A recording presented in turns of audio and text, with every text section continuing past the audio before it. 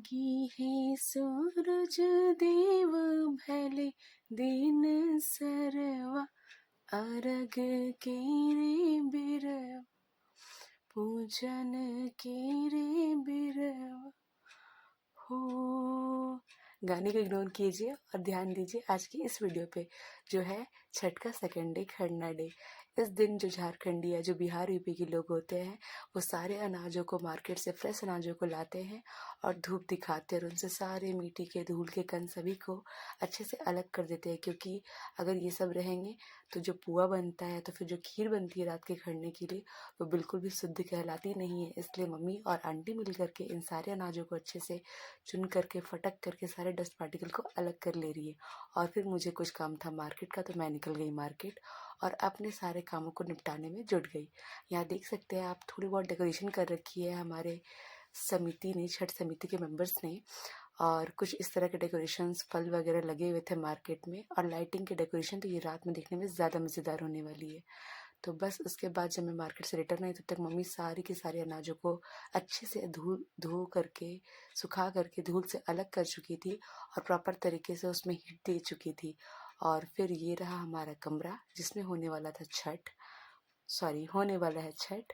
और फिर हम मम्मी ने दिखाया कि तुम इतनी लेट हो चुकी हो कि ऑलरेडी चूल्हा जला दिया गया। तो मम्मी चूल्हा जला करके उस पर दूध गर्म करने के लिए ऑलरेडी चढ़ा चुकी थी।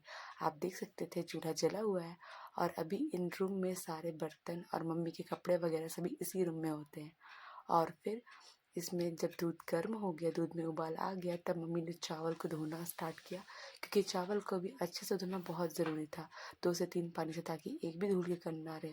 अदरवाइज़ जब प्रसाद में कोई भी खाएगा तो उनके मुंह में ये धूल के कण कचकच कर सकते हैं, तो फिर बिल्कुल भी खाने में स्वादिष्ट नहीं लग सकते हैं। इसलिए अच्छे से 2 से 3 पानी धोने के बाद उसे, दूध में उबाल आ गया था, उस दूध में डाल करके घी के साथ मिला करके एक प्रॉपर उबाल के साथ सिझा लिया गया है इस चावल को। और जब ये चावल प्रॉपर तरीके से सीज गई है, उसके बाद इस चावल में मिला दिए गए हैं ड्राई फ्रूट्स, या पूजा की भाषा में से पचमेवा कहते हैं। तो पचमेवा मम्मी ने अच्छे से मिला दिया था। जब पचमेवा मिल गया तो हमारा खीर तो था रेडी बिल्कुल, आप देख सकते हैं। और मम्मी ने बची हुई आँच में दूध, जो वो रात में पियेंगे, उसके लिए चढ़ा दिया। मैं मार्केट गई थी तो मम्मी के लिए छोटे बड़े श्रृंगार के सामानों को लाया और फिर मम्मी को तैयार करना शुरू कर दिया।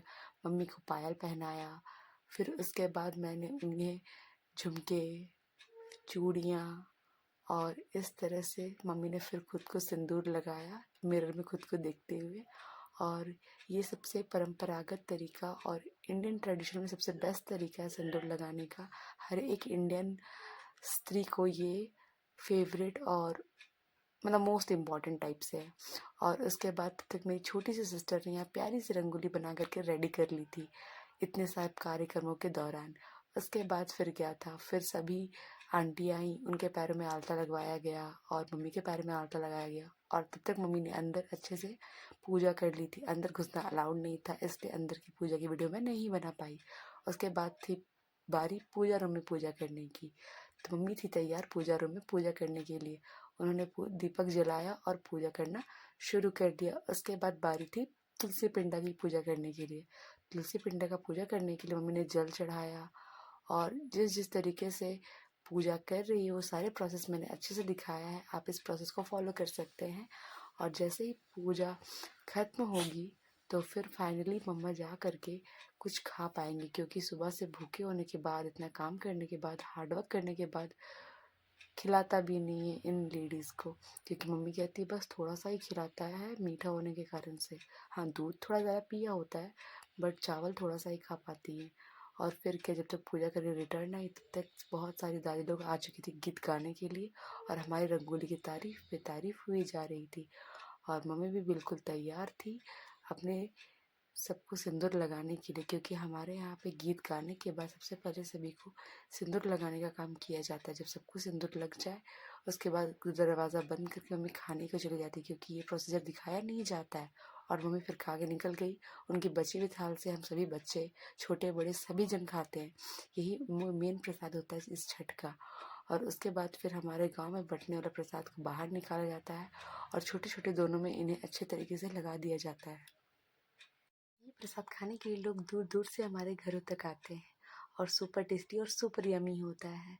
अगर फर्स्ट वीडियो आपको देखनी है तो check the comment box or description box for link. Thank you for watching.